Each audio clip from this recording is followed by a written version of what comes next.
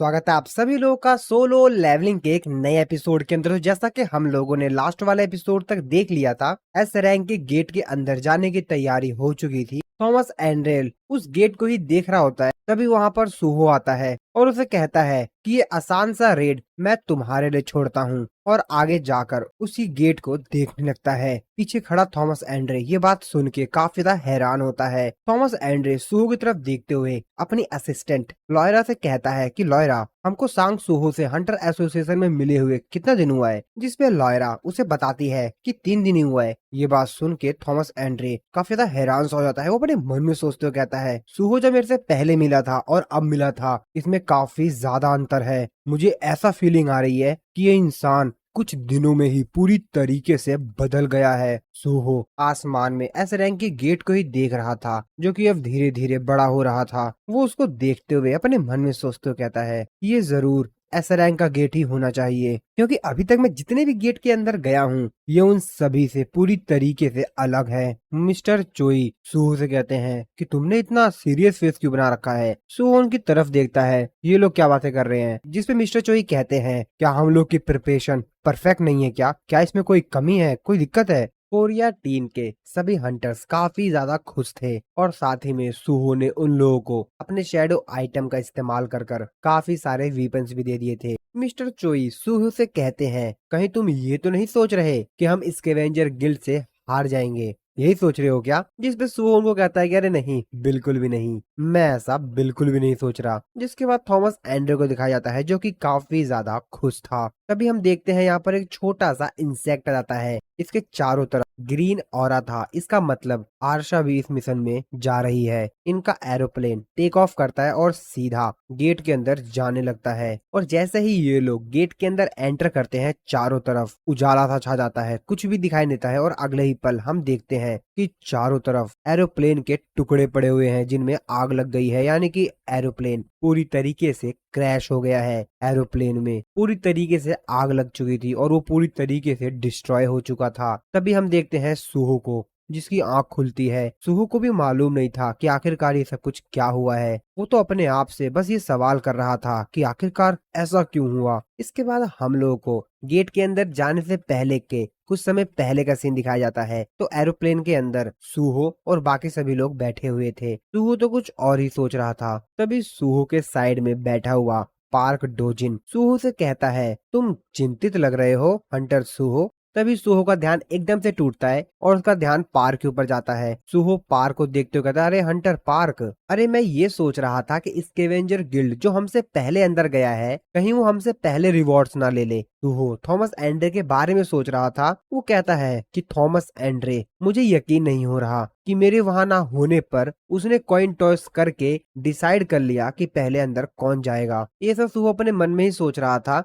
कि तभी पार्क सूहो से कहता है, परेशान होने से ये सच नहीं बदलेगा कि हम उसके बाद में पहुंचेंगे। जिसपे सूहो कहता है, हाँ, एस रैंक गेट को क्लियर करना दुनिया के लिए अच्छा है, चाहे उसे कोई भी क्लियर करे। लेकिन सूहो के मन में तो कुछ और ही चल रहा था। उसके मन में चल रहा था, मैं ऐसा कहता जरूर हूँ, लेकिन मैं स्कैवेंजर गिल्ड से भी बेहतर रिजल्ट हासिल करना चाहता हूँ। तभी मिस्टर बेक, जो कि सूहो के बगल में बैठे हुए थे, वो सूहो से कहते हैं, अरे ज्यादा चिंता मत लो सूहो, और वैसे भी स्कैवेंजर गिल्ड को एक अलग माइनिंग टीम साथ में लेनी पड़ती है। तुम्हारे समन की वजह से तुम्हारे पास काफी बड़ा एडवांटेज है। जिसपे सूहो मुस्कुराते हुए कहता है, हाँ बिल्कुल। साइड में बैठा पार्क सूहो को नोटिस करता है। वो अपने मन में सोचते हुए कहता है कि सांग सूहो, मैं ये फील कर सकता हूँ, मुझे ये महसूस हो रहा है कि तुम्हारे अंदर से जो मैजिकल पावर निकल रही है, वो पिछले हफ्ते की तुलना में काफी ज्यादा बढ़ चुकी है। तुम ग्रो कर रहे हो। और ऐसा सिर्फ इसी के बारे में नहीं है, बाकी सभी जो कोरियन हंटर्स हैं, उन लोगों की भी जो मैजिकल पावर है,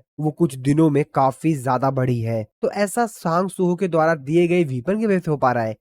शायद ऐसा ही हो। तभी सूहो पार्क डोजिन से कहता है, अरे पार्क, मैंने तुम्हें तो कोई वीपन दिया ही नहीं, तो क्या तुम कोई शैडो आइटम लेना चाहोगे? ये देखो, ये शैडो आइटम मुझे कल मिला था जिसान करेक्शनल फैसिलिटी इंसिडेंट के दौरान। हेल्प करने के लिए इसे मेरी तरफ से शुक्रिया समझ लेना। पार्क उस शैडो आइटम को देखकर काफी ज्यादा हैरान होता है। तभी पार्क सूहो से कहता है, मैंने सुना है कि ये आइटम तुम्हारी एबिलिटी क्वालिटी से बनाया गया है, तो क्या ये मेरी प्राइवेसी में दखल नहीं देगा या ऐसा कुछ और तो नहीं करेगा? जिस पे सूहो काफी ज्यादा हैरानी से डरते हुए उससे कहता है, नहीं नहीं नहीं नहीं नहीं, इसमें किसी भी प्रकार का किसी भी तरह का कोई सर्विलेंस फंक्शन नहीं है, तो तुम चिंता मत करो, इसको तुम बेझिझक इस्तेमाल कर सकते हो। और अगर तुमको इससे कोई दिक्कत हो रही है तो तुम्हें जबरदस्ती इसे लेने की बिल्कुल भी जरूरत नहीं है। तभी पार्क को आरशा की एक बात याद आती है, जो कि आरशा ने उससे कही थी कि जब तुम दोनों मिलकर रेड करने वाले हो तो तुम हेयर ऑफ शेडोज, तो तुम उसके करीब क्यों नहीं हो जाते, तुम उससे दोस्ती कर लो। तो ये यहाँ पर सुहो की बात कर रही थी, उसका दोस्त बन जाओ, उसका भरोसा जीत लो, और जब वो अपनी सिक्योरिटी कम कर दे तो उसकी पीठ में छुरा घोंप दो। तो क्या ये आइडिया काफी बेहतर नहीं है?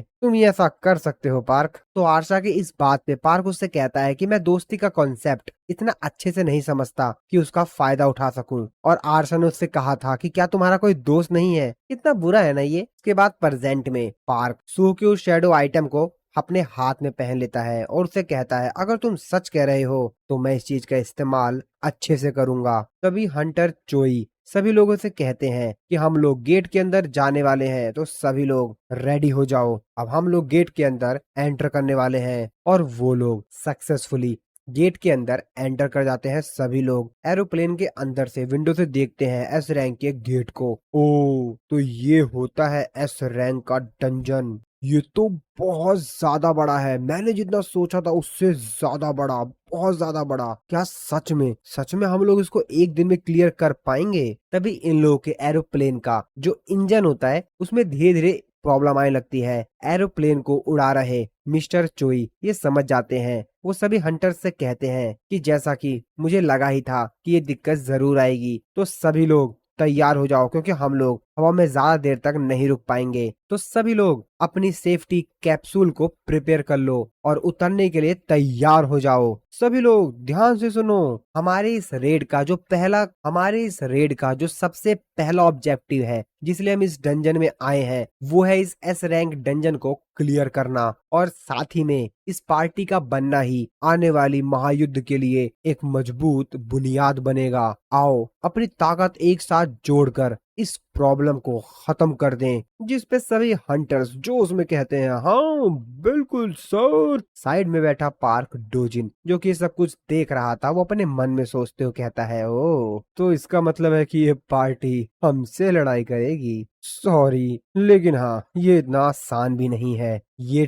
टीम मेरे काम के बीच में आ रही है। तभी हम देखते हैं साइड में बैठा एस रैंक का हंटर ली यूनसुक, जिसके ऊपर पार्क ने कंट्रोल कर लिया था, और वो उसके ऊपर कंट्रोल कर कर उसकी हेल्प से पूरे एरोप्लेन में ही धमाका करवा देता है। अब इस चीज को देखकर सुहो काफी ज्यादा हैरान हो जाता है, उसे भी समझ में नहीं आता कि एकदम से ये क्या हो गया। और देखते ही देखते पूरा का पूरा एरोप्लेन में धमाका हो जाता है और वो पूरी तरीके से डिस्ट्रॉय हो जाता है। इसी डंजन के अंदर थॉमस एंड्रे और उसके साथी भी उस धमाके को देखते हैं, जिसको देखकर थॉमस एंड्रे कहता है, ओ गेट में एंटर करने का ये काफी धमाकेदार तरीका है। जिस पे उसका एक साथी थॉमस एंड्रे से कहता है, क्या हम उन लोगों को ऐसे ही छोड़ देंगे? जिस पे थॉमस एंड्रे कहता है, आखिरकार तुम उनको अपने रास्ते से हटाने की सोच रहे हो? ये मत भूलना वो लोग भी एस रैंक के अवेक्ड हैं, इतना उन्हें मारने के लिए काफी नहीं होगा। और अब देरी करना बंद करो और रेड के लिए तैयार हो जाओ। और फिर से सीन प्रेजेंट में आता है, जहाँ पे सुहो की आंख खुलती है और वो यही सोच रहा होता है कि आखिरकार एयरशिप एरोप्लेन एकदम से क्यों फट गया और आखिरकार ऐसा